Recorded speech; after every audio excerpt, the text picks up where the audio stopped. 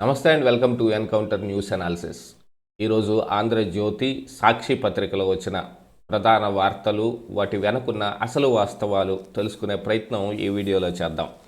ఈ వీడియో చూస్తున్న ప్రతి ఒక్కరూ వీడియోని ఖచ్చితంగా లైక్ చేయండి, ఇంకా మీకు తెలిసిన 10 మందికి షేర్ చేయండి. ఇక లేట్ చేయకుండా న్యూస్లోకి వెళ్ళిపోదాం. ఈరోజు ఆంధ్రజ్యోతి, పొందూరు ఖద్దరుకు జీఐ ట్యాగింగ్, ఫలించిన కేంద్ర మంత్రి రామ్మోహన్ కృషి. పొందూరు ఖద్దరుకు పూర్వ వైభవం సాధించేందుకు కేంద్ర మంత్రి రామ్మోహన్ నాయుడు చేసిన ప్రయత్నం ఫలించింది. పొందూరు ఖాదీకి భౌగోళిక గుర్తింపు అంటే జియో ట్యాగింగ్ ప్రకటిస్తూ వాణిజ్య పరిశ్రమల శాఖ పరిధిలో భౌగోళిక సూచిక రిజిస్ట్రీ శుక్రవారం అధికారిక పత్రాన్ని జారీ చేసింది. జియో ట్యాగింగ్ చేసింది. ఒక మంచి విషయం. ఎందుకంటే ఇలాంటి వాటన్నిటిని మన రాష్ట్ర ప్రభుత్వానికి ఇలాంటివన్నీ తలమానికంగా ఉంటాయి. ఇప్పుడు పొందూరు ఖద్దరు కావచ్చు, అరకు కాఫీ కావచ్చు, లేకపోతే కొండపల్లి బొమ్మలు కావచ్చు, ఇవన్నీ ఒక ప్రత్యేకం అన్నమాట. ఇలాంటి వాటన్నిటిని మనం ఎక్కువ ప్రాచుర్యంలోకి తీసుకొని రావడానికి ఇలా జిఐ ట్యాగింగ్లు కానీ ఎక్కువ అక్కడ ఉన్న వాళ్ళకు కూడా ఎక్కువగా ఈ ఉత్పత్తులను అన్నిటిని అమ్ముకోవటానికి ప్రపంచ దేశాలన్నిటికీ పంపించుకునే అవకాశం ఇలాంటి వాటితోనే లభిస్తుంది. ఇలాంటివి కృషి చేసి ఖచ్చితంగా తెచ్చుకోవాలి ఎవరైనా సరే. ఇక నిన్న విశాఖపట్నంలో జరిగిన ఈ కాగ్నిజెంట్ శంకుస్థాపన కార్యక్రమంలో ఇక చాలామంది పాల్గొన్నారు. టెక్ హబ్గా విశాఖ నాలెడ్జ్ ఎకానమీ సిటీగా అభివృద్ధి చెందుతుంది. కాగ్నిజెంట్ శంకుస్థాపన సభలో సీఎం. గ్రీన్ ఎనర్జీ వల్లే డేటా సెంటర్లు వస్తూ ఉన్నాయి. 99 పైసలకే భూములు ఇవ్వడం గేమ్ చేంజర్.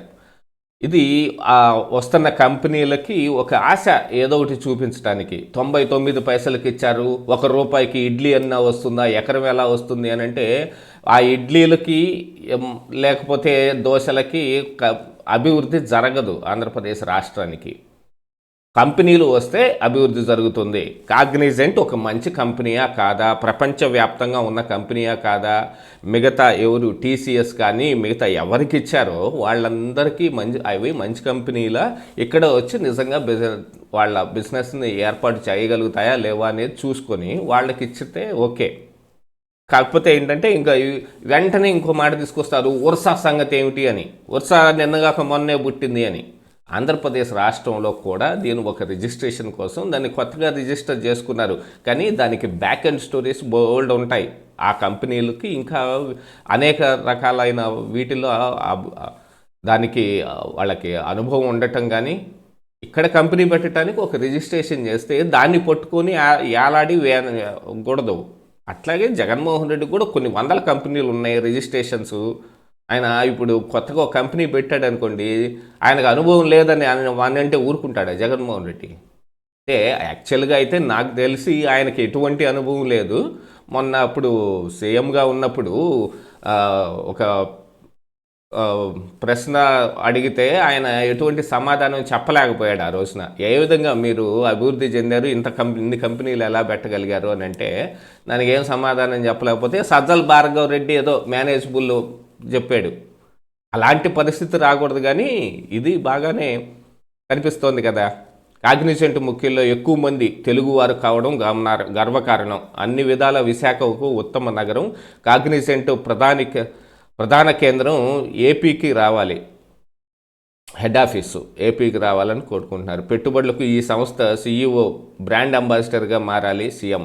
మంత్రి లోకేష్తో కలిసి కాగ్నిజెంట్ మరో 8 సంస్థలకు శంకుస్థాపన. కాగ్నిజెంట్ రాక ఓ మైలురాయి. సంవత్సరం తిరగకుండానే సదస్సు జరిగిన ఒక సంవత్సరం ఈ దాటిపోకుండానే మేము సంస్థలన్నీ తీసుకొస్తున్నామని వాళ్ళు నిన్న ఒక అడ్వర్టైజ్మెంట్ కూడా ఏదో చేశారు. నేను ఒక పోస్ట్ కూడా ఏదో చూశాను. క్యాలెండర్ తిరగకుండానే సంస్థలు వచ్చేసినాయి అని. ఇది గ్రౌండింగ్ అవటం, ఎంఓయూలు కుదరటము, లేకపోతే అవి గ్రౌండింగ్ అవటము, ఆ తర్వాత ఆ కంపెనీలు వచ్చి ఇక్కడ సమర్థవంతంగా పనిచేయటం. ఇప్పుడెప్పుడో కియా కంపెనీసు, జాకీ కంపెనీ వాటిని చూసాం. తర్వాత మళ్ళీ ఇవే జరుగుతుంది. ఆ సమయంలో కూడా లుల్లు కావచ్చు, లేకపోతే ఫ్రాంక్లిన్ టెంపుల్టన్ అది కావచ్చు, అప్పుడు అదానీ డేటా సెంటర్ కావచ్చు, ఏది రాలేదు. రాకుండా ఆ రోజు విస్తృత ప్రయత్నం వీళ్ళే చేశారు. ఉత్తరాంధ్రలో Chandrababu aerial survey, IT tourism హబ్బులు, భోగాపురం పనుల పరిశీలన, గూగుల్ డేటా సెంటర్ పెట్టే ప్రాంతాన్ని కూడా, వివిధ ప్రాజెక్టుల పురోగతిపై ఆరా. విశాఖపట్నం ఫ్యూచర్ నాలెడ్జ్ ఎకానమీ సిటీగా అభివృద్ధి చెందుతుందని ముఖ్యమంత్రి చంద్రబాబు అన్నారు. ఐటీ హబ్గా మారుతున్న విశాఖలో కాపులపాడులో కాగ్నిజెంట్ శాశ్వత భవన నిర్మాణానికి రాష్ట్ర ఐటీ శాఖ మంత్రి లోకేష్తో కలిసి శుక్రవారం ఆయన శంకుస్థాపన చేశారు. ఈ కార్యక్రమం అనంతరం కాగ్నిజెంట్ ఏర్పాటు చేసిన సమావేశంలో ఐటీ పారిశ్రామికవేత్త ఉద్యోగులను ఉద్దేశించి సీఎం ప్రసంగించారు. ఏపీలో గ్రీన్ ఎనర్జీస్ పుష్కలంగా ఉండటం వల్ల డేటా సెంటర్లు ఇక్కడికి రావడానికి ఆసక్తి చూపుతున్నాయి. ఒక్క గూగుల్ డేటా సెంటరే 1,35,00,000 కోట్ల పెట్టుబడులతోటి ఇక్కడికి వస్తుంది అనేది ఆయన చెప్పారు. విశాఖ ఎకానమిక్ రీజియన్కు మహర్దశ, గ్లోబల్ హబ్గా అభివృద్ధి. సీఎం అవసరానికి మించి డేటా సెంటర్లను ప్రోత్సహించవద్దు. ఐటీ, ఏఐ సంస్థలకు అధిక ప్రాధాన్యం ఇవ్వాలి. 2032 నాటికి $135 బిలియన్ల ఆర్థిక వ్యవస్థ, 30 లక్షల ఉద్యోగాలే లక్ష్యం. 7 గ్రోత్ డ్రైవర్స్. ఇక మరొకటి మెయిన్ అంశం ఇక్కడ ఒకటి చూసుకుంటే,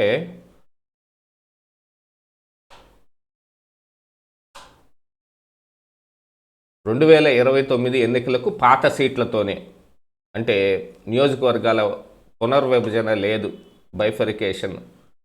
ఎందుకంటే జనగణనకు నియోజకవర్గాల పునర్విభజనకు జనగణన అడ్డు. వచ్చే ఏప్రిల్ నుంచి దేశవ్యాప్తంగా జనాభా లెక్కల ప్రక్రియ 2028 జూన్ వరకు పూర్తయ్యే అవకాశం. ఆ తరువాత పునర్విభజన మరో ఏడాదిన్నర, అప్పటికి ముగిసిపోనున్న 2029 ఎన్నికలు. దీన్ని బేస్ చేసుకొని జడా శ్రావణ్ కుమార్ గతంలో ఒక స్టేట్మెంట్ పాస్ చేశాడండి. ఒకసారి గుర్తు చేసుకొని ఇక్కడ ఒక చర్చించుకోవాల్సిన అవసరం ఉంది. 2027 ఎండ్లో కానీ 28 స్టార్టింగ్లో కానీ జమిలి ఎన్నికలు రాబోతున్నాయి. అంటే 29 దాకా మాకు అధికారం ఉందని చంద్రబాబు, పవన్ కళ్యాణ్, నారా లోకేష్ విర్రవీగుతున్నారేమో. మీరు ఆ మాదాపూర్, హైదరాబాదులో ఉంటున్న ఆ మాదాపూర్ ప్రాంతాన్ని వదిలిపెట్టి ఆంధ్రప్రదేశ్కి రండి, జమిలి ఎన్నికలు వస్తున్నాయి, మీకు మామూలుగా ఉండబోదు, జమిలి తొందరగానే మీ శకం ముగిసిపోబోతుంది, హైదరాబాదు మాదాపూర్ వదిలేసి రండి అన్నాడు. 29లో జమిలి ఎన్నికలు ఉంటాయా ఉండవా అనేది ఈ ఒక్క అంశం మీద తేలిపోతుంది. అసలు నియోజకవర్గాల పునర్విభజనే చేయలేకపోతుంటే 28 జూన్ వరకు ఈ జనగణన మాత్రం జరుగుతుంది. దాని తర్వాత మళ్ళీ కులగణన కూడా ఒకటి ఉంటుంది. అవన్నీ అయిన తర్వాత మాత్రమే ఈ జమిలి ఎన్నికలు కానీ ఇంకే ఈ విభజన కానీ ఇదంతా జరిగేది. ఈలోపు ఎన్నికలు 29లో మామూలుగానే జరుగుతాయి. ఇంకా 28లో జమిలి వచ్చేటప్పుడు దాన్ని ముందుగానే ప్రభుత్వంలో ఉన్న ఇప్పుడు ఈ టీడీపీ కూటమి సర్దుకునేది ఎప్పుడు? ఆయన పెద్ద మేధావి. మళ్ళీ ఆ తర్వాత పునర్విభజనకు మరో ఏడాదిన్నర, అప్పటికి ముగిసిపోనున్న 2029 ఎన్నికలు. ఇక 2034 ఎన్నికల నాటికి కొత్త స్థానాలు. రాష్ట్రంలో వచ్చే అసెంబ్లీ, లోక్సభ ఎన్నికలు పాత నియోజకవర్గాలతోనే జరగనున్నాయి. ఎందుకంటే నియోజకవర్గాల పునర్విభజన జనగణన ప్రక్రియ ప్రధాన అవరోధంగా నిలుస్తుంది. జనాభా లెక్కల సేకరణ, దాని తర్వాత నియోజకవర్గాల పునర్వ్యవస్థీకరణ ప్రక్రియ పూర్తయ్యే సమయానికి 2029 ఎన్నికలు ముగిసిపోతాయి. నియోజకవర్గాల పునర్విభజనపై 2001లో తీసుకొచ్చిన 84వ రాజ్యాంగ సవరణలో ఈ రోజుకు ఉన్న అసెంబ్లీ, లోక్సభ స్థానాల వర్గాలకు నియోజకవర్గాల పరిధిని ఫ్రీజ్ చేశారు. 2026 తర్వాత చేపట్టే జనగణన ఆధారంగా నియోజకవర్గాల పునర్విభజన జరగాలని అందులో నిర్దేశించారు. అయితే రాష్ట్ర విభజన చట్టం 2014లో సెక్షన్ 26/1 ప్రకారం ఏపీలో విభజన నాటికి ఉన్న 175 అసెంబ్లీ సీట్లను గరిష్టంగా 225కి, తెలంగాణలో ఉన్న 119 అసెంబ్లీ సీట్లను 153కి పెంచుకునే వెసులుబాటు కల్పించారు. దీని ఆధారంగా 2029 ఎన్నికల నాటికి అసెంబ్లీ సీట్లు పెరుగుతాయని రాజకీయ వర్గాలు ప్రచారం చేస్తూ వచ్చాయి. జనగణన ఆధారంగానే నియోజకవర్గాల పునర్విభజన జరగాలని విభజన చట్టంలో ఎక్కడా లేదని, ప్రజలు సౌకర్యం, పాలన సౌలభ్యం, భౌగోళిక సమస్యలు తలెత్తకుండా మాత్రమే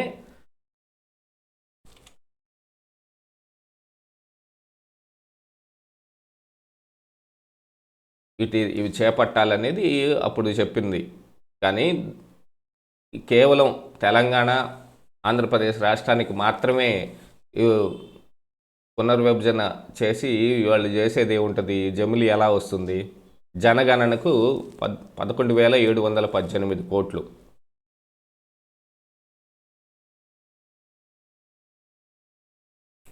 ఇక నిన్న ఒక పెద్ద ఘోరం, మారేడుమిల్లి ఘాట్ రోడ్లో ఘటన.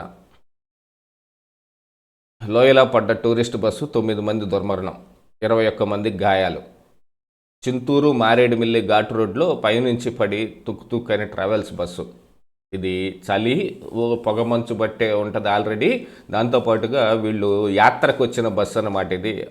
ఆ యాత్రకు వచ్చిన బస్సుని ఎంత తొందరగా వీలైతే అంత తొందరగా అన్ని ప్రాంతాలు చూపించుకొని మళ్ళీ తిరిగి వెనక్కి వెళ్ళాల్సింది. వాళ్ళకి ఏదో ఒక మిషన్ ఒకటి ఉంటుంది కాబట్టి ఆ డ్రైవరు అతివేగంతో ఇప్పుడు ఈ కొంప ముంచాడు.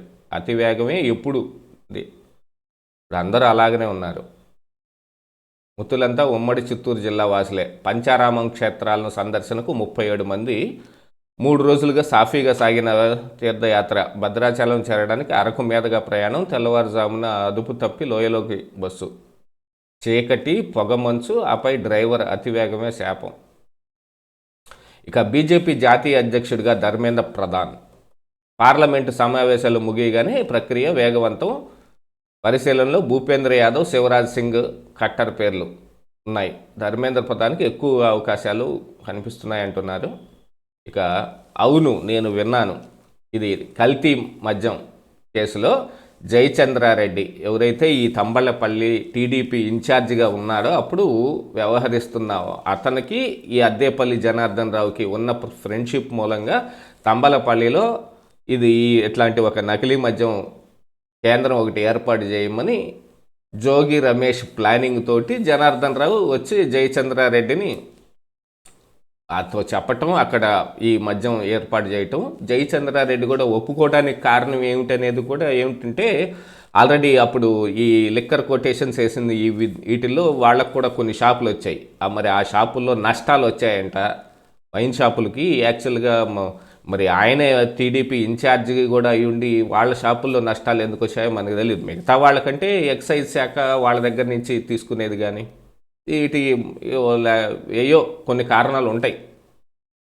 లేకపోతే అక్కడ ఉన్న ఇన్ఛార్జీలకి పేమెంట్లు చేయటం కానీ, షాప్ వచ్చినందుకు గాను అటు ఉంటాయి. మరి ఈయనకే ఎందుకు వచ్చాయో తెలియదు. అందుకని పెడితే అతనికి పిఏ రాజేష్తో సహా మొన్న పిఏ రాజేష్ని ప్రశ్నించారు. ఇప్పుడు కూడా ఇంకొక ఇతను కూడా పిఏనే, వీరాస్వామి అన్బరసు. ఇతన్ని ప్రశ్నించిన దాంట్లో ఇతను మొత్తం దాదాపుగా అన్ని నిజాలు చెప్పేశాడు. ఆయన విన్నా అన్ని, వాళ్ళు అందరూ మాట్లాడుకుంటాగా నేను విన్నాను అని. పోలీసులకు సహాయకుడు వీరాస్వామి అన్బరసు వాంగ్మూలం. డైరీలో సంతకం చేసి కట్టరాజు దగ్గర 8 లక్షలు తెచ్చా. ఇతను ములకల్ చెరువు ఆ నకిలీ మద్యం దానికి ముఖ్యుడు అనమాట.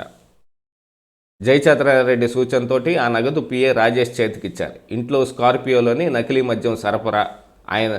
ఆయన అంటే జయచంద్రారెడ్డి, గిరిధర్ రెడ్డి ఆయన తమ్ముడు జనార్దన్ రావు కలిసి పనిచేశారు.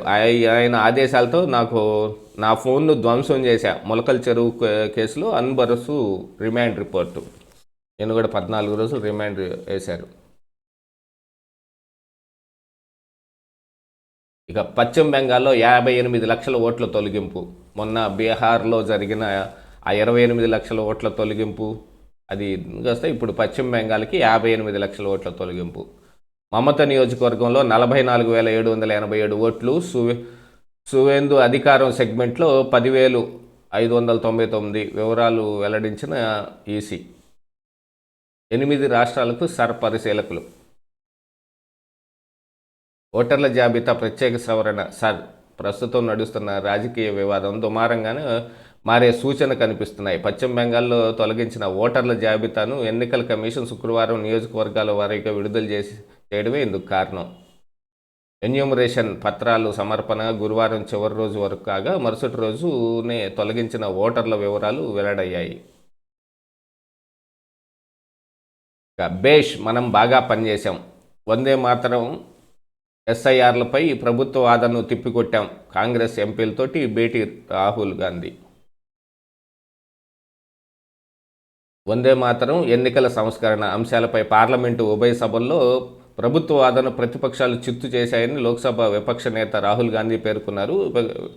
విపక్షాల దాడితో ప్రభుత్వం ఆత్మరక్షణలో పడిపోయి ఒత్తిడిని ఎదుర్కొంటోందన్నారు. పార్లమెంటు శీతాకాల సమావేశాల నేపథ్యంలో కాంగ్రెస్ లోక్సభ ఎంపీలతోటి రాహుల్ గాంధీ శుక్రవారం సమావేశమయ్యారు. వారితో మాట్లాడి వారి అభిప్రాయాలు తీసుకున్నారు. అనంతరం పార్లమెంటు కాంప్లెక్స్ ఆవరణలో మీడియాతో మాట్లాడుతూ 150 ఏళ్ల వందే మాతరం ఎస్ఐఆర్ ప్రక్రియలపై పార్లమెంట్లో పోటాపోటీగా సాగిన చర్చ తనకు బాగా నచ్చిందని, అధికార పక్షం వాదనను తాము తుత్తునియలు చేశామని చెప్పారు. ఎస్ఐఆర్పై చర్చ సందర్భంగా కేంద్ర హోంమంత్రి అమిత్ షా గందరగోళంగా కనిపించారని, అందువల్లే ఓ అనిశ్చిత పదాన్ని కూడా ఉపయోగించారని రాహుల్ విమర్శించారు. ఆయన మానసిక ఒత్తిడిలో ఉన్నారు, దానికి కారణం ఉంది. ఓట్స్ చోరీ గురించి ఇప్పుడు యావత్ దేశానికి తెలిసిపోయింది అని పేర్కొన్నారు. ఇక ఇదిగోండి, అవును నేను విన్నాను, జయచంద్రారెడ్డి ఇంట్లోనే నకిలీ మద్యం తయారీ. తిరుపతికి చేరిన నెల్లూరు మేయర్ రాజకీయం. ఒకసారి ఘాట్ రోడ్లో ఘోరం, అతివేగం, నిర్లక్ష్యం, అనుభవ రాహిత్యం.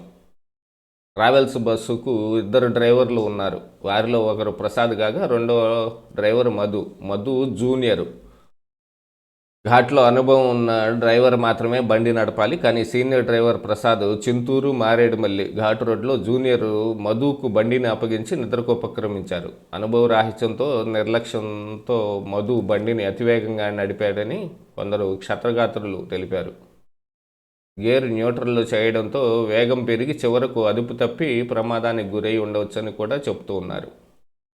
ఇక కల్తీ నెయ్యిలో సుబ్రహ్మణ్యం సిట్టు విచారణ ముందు చెప్పింది, ప్రతి కేజీకి 25 కమిషన్. ఎవరి ప్రోద్బలంతో వసూలు చేశారో తేలాలి. విశాఖలో 14 ప్లాట్లు ఉన్నట్టు సిట్టు గుర్తింపు. చిన్న అప్పన్న బెయిల్ పిటిషన్ కొట్టివేయండి. హైకోర్టుకు సిబిఐ స్టాండింగ్ కౌన్సిల్. కల్తీ నెయ్యి సరఫరా వ్యవహారంలో ముగిసిన వాదనలు, ఎల్లుండి నిర్ణయం. తిరుమల శ్రీవారి లడ్డూ ప్రసాదం తయారీకి కల్తీ నెయ్యి సరఫరా వ్యవహారంలో టీటీడీ మాజీ chairman YV Subbareddy PA Chinnappanna bail పిటిషన్పై సోమవారం నిర్ణయం వెల్లడిస్తామని హైకోర్టు ప్రకటించింది. శుక్రవారం జరిగిన విచారణలో ఇరు వాదనలు ముగియటంతో హైకోర్టు న్యాయమూర్తి జస్టిస్ వై లక్ష్మణరావు ఈ మేరకు ప్రకటించారు.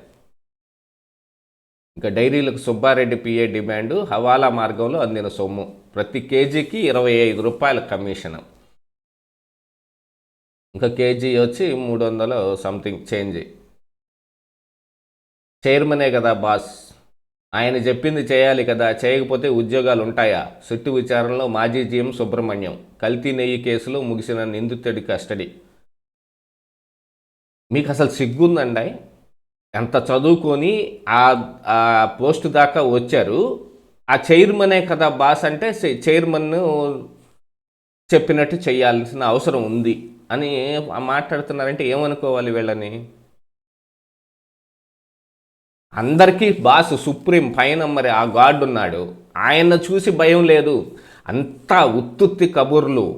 వీళ్ళందరికీ ఏమాత్రం సిగ్గు లేకుండా స్వామి కార్యాలకి ప్రజల ఆరోగ్యానికి కూడా వీళ్ళు తూట్లు పొడిచి వీళ్ళకు వచ్చిన వెండికాయన్లు, ల్యాప్టాప్లు, సెల్ ఫోన్లు వీటికి ఆశపడిపోయి లక్షల్లో లంచాలు పుచ్చుకొని చివరికి వచ్చి ఈ మాటలు మాట్లాడతారు.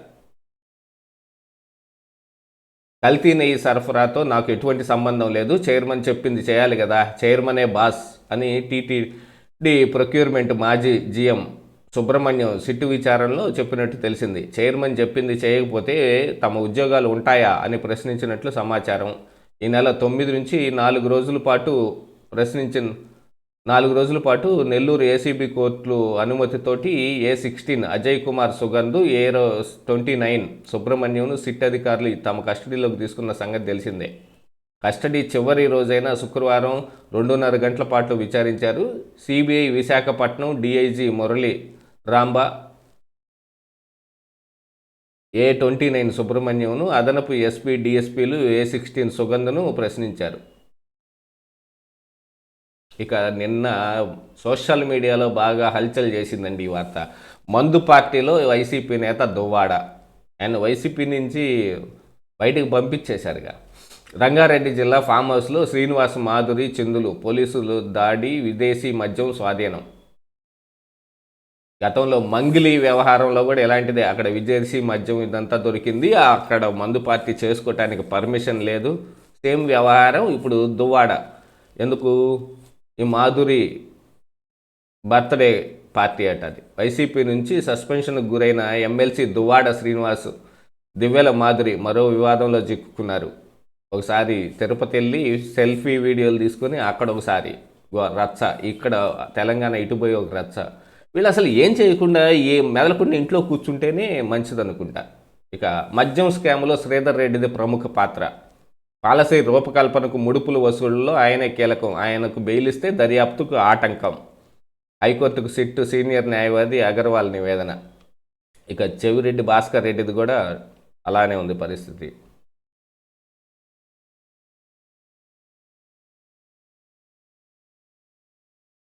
17కు విచారణ వాయిదా. చెవిరెడ్డి వ్యవహారంలో సిట్టు పిటిషను. ఆయన కుటుంబ సభ్యులు తప్ప బయట వాళ్ళు ఎవరూ కలవకుండా నిరోధించాలనేది ఇప్పుడు సిట్టు ఒక వాదన. విశాఖ ఎకనమిక్ రీజన్కు మహర్దశ చూసాము. టెక్ హబ్గా విశాఖలోనే 5 లక్షల ఐటీ ఉద్యోగాలు. లోకేష్ ఈ కంపెనీ సీఈఓలను నేను ఎప్పుడూ కలవలేదు. భూములు ఇచ్చిన 24 గంటల్లోనే శంకుస్థాపన చేశాం. ఒక్క విశాఖపట్నంలోనే ఐటీ రంగంలో 5 లక్షల మందికి ఉద్యోగ అవకాశాలు కల్పిస్తున్నామని రాష్ట్ర ఐటీ శాఖ మంత్రి లోకేష్ చెప్పారు. శుక్రవారం విశాఖలో 8 కొత్త ఐటీ కంపెనీలకు శంకుస్థాపన అనంతరం కాగ్నిజెంట్ ఏర్పాటు చేసిన సమావేశంలో ఆయన మాట్లాడారు. ఈ ఏడాది జనవరిలో దావోస్ పర్యటన సందర్భంగా కాగ్నిజెంట్ ప్రతినిధులు కలిసి విశాఖలో కార్యాలయం పెట్టాలని కోరాను. అనేక చర్చల అనంతరం వారు అంగీకరించారు. వాళ్ళు మళ్ళీ దావోస్కు వచ్చేలోగా కార్యాలయం ప్రారంభించాలని వారికి చెప్పాం. మళ్ళీ జనవరి రాకముందే విశాఖలో కార్యాలయం ప్రారంభించారు. అద్దె భవనం తీసుకొని ముందు కార్యాలయం స్టార్ట్ చేశారు. వాళ్ళ ఆఫీసు ఈ ఆపరేషన్స్ అన్నీ స్టార్ట్ చేశారు. ఇక ఇప్పుడు శాశ్వత భవనం కట్టుకుంటున్నారు. దాదాపుగా ఇక వాళ్ళని అడుగుతుంది కూడా ఏంటంటే హెడ్ ఆఫీస్ కూడా ఇక్కడికే మార్చుకోండి అని. మరో 8 కంపెనీలకు శంకుస్థాపన. సత్వా ఇంటిగ్రేటెడ్ ఐటీ పార్కు, అది ప్రముఖ రియల్ ఎస్టేట్ సంస్థ సత్వా. క్వాక్ టెక్నోసాఫ్ట్ కాపులుప్పాడులో quack technosoft private limited campus నిర్మిస్తోంది. ఈ యూనిట్ ద్వారా 115 కోట్ల పెట్టుబడి. మదర్సన్ కాపులుప్పాడ ఫేజ్ 1లో IT park. Fluent grid, imaginative tech solutions, ACN infotech, నాన్రెల్ టెక్నాలజీస్, టెక్ తమ్మినా. ఇవన్నీ 8 కంపెనీలు. కాగ్నిజెంట్ మొత్తం కలిపి 9 కంపెనీలకి నిన్న.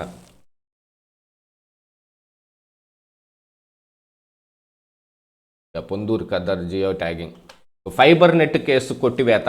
విజయవాడ ఏసీబీ కోర్టులో తీర్పు. చంద్రబాబు క్లీన్ చిట్టు, ఇతర నిందితులకు కూడా. ఇక గౌతమ్ రెడ్డి నిన్న గతంలో ఫైబర్ నెట్కి చైర్మన్గా చేసిన గౌతమ్ రెడ్డి ఒక ప్రయత్నం చేశాడు. ఆయన పిటిషన్ నిన్న కొట్టేశారు. ఇక దాంతో ఈ కేసులో ఇక అడ్డం పడేది ఏం లేదు కాబట్టి ఇక వైసీపీ అధికారంలో ఉండగా ఫైబర్ నెట్ కార్పొరేషన్లో అవినీతి జరిగిందంటూ అప్పటి ప్రతిపక్ష నేత చంద్రబాబుపై నమోదు చేసిన CID case Vijayawada ACB court కొట్టివేసింది. ఈ కేసులో ఆయనతో పాటు మిగిలిన నిందితులను క్లీన్ చిట్ ఇచ్చింది. 2014-19 నడుమ ఫైబర్ నెట్ కార్పొరేషన్ నిబంధనలను ఉల్లంఘించిన వివిధ సాఫ్ట్వేర్ కంపెనీలకు టెండర్ను కట్టబెట్టారని, దానివల్ల కార్పొరేషన్కు 114 కోట్ల వరకు ప్రభుత్వ ఖజానాకు నష్టం వాటిల్లిందని అప్పటి ఎంటీ మధుసూదన్ రెడ్డి ఫిర్యాదుతోటి సిఐడి కేసు నమోదు చేసింది. ఇప్పుడు అదే మధుసూదన్ రెడ్డి కోర్టులో దీన్ని వాపసు తీసుకుంటున్నానని చెప్పారు. అందుకని ఈ కేసు ఇలా ముగిసిపోతుంది. ఇక సాక్షి పత్రికలో వచ్చిన ఏమైనా ఉంటే చూద్దాం ఒకసారి. ఆగని అప్పులు పరుగులు, బాబు గారి లిక్కర్ బాండ్లు, ఎక్సైజ్ బాండ్ల రూపంలో 5,490 కోట్ల రుణం, రాబోయే మద్యం ఆదాయం తాకట్టు పెట్టి అప్పు. జగన్మోహన్ రెడ్డి కూడా చేసింది అదే పని కదా. 25 సంవత్సరాలకి ఆయనే తాకట్టు పెట్టేసి ఇక మళ్ళీ బాండ్ల జారీపై జీవో లేదు, గుట్టు చప్పుడు కాకుండా వ్యవహారం. ఏకంగా 9.15% అధిక వడ్డీ రేటు. నాడు తక్కువ వడ్డీతో తక్కువ అప్పులు చేసినా శ్రీలంక అయిపోతుందని యాగి సంపదలు సృష్టిస్తున్నామని చెప్పి ఎక్కువ వడ్డీతోటి ఎక్కువ అప్పులు చేస్తున్న చంద్రబాబు. రాష్ట్రం ఎవరొచ్చినా సరే అప్పు చేయకుండా బండి నడిచే పరిస్థితి లేదు. ఆ విషయం అయితే క్రిస్టల్ క్లియర్.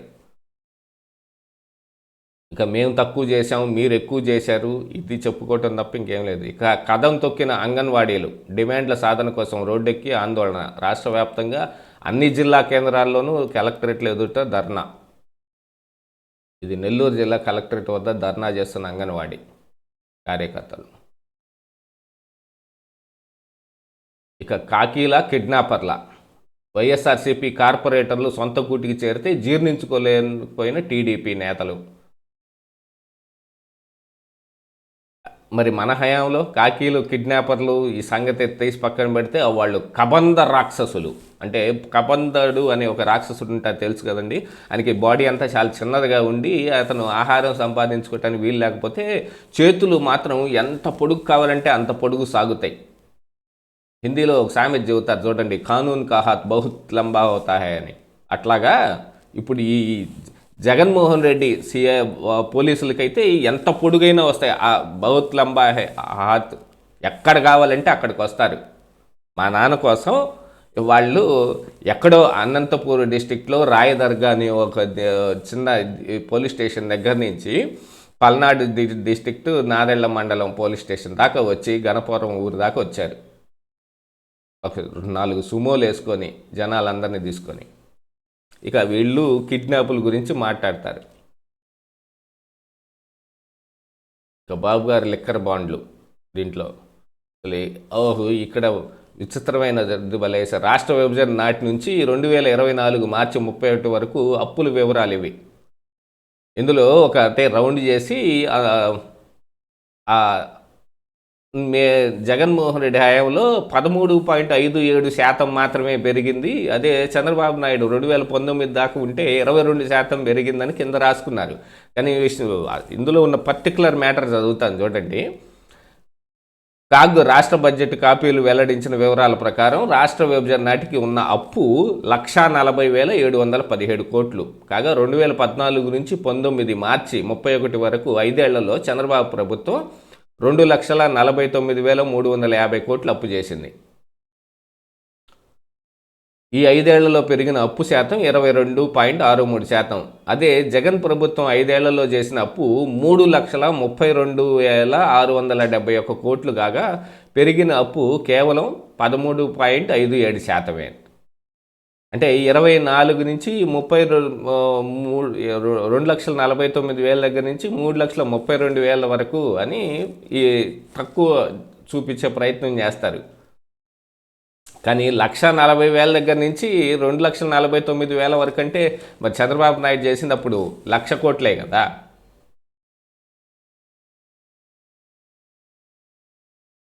వీటన్నిటినీ చూపించేదో మేము చాలా తక్కువ చేసాం అప్పులు అని చెప్పే ప్రయత్నం అన్నమాట. అంతకు మించి పెద్దగా ఇంకేం లేదు.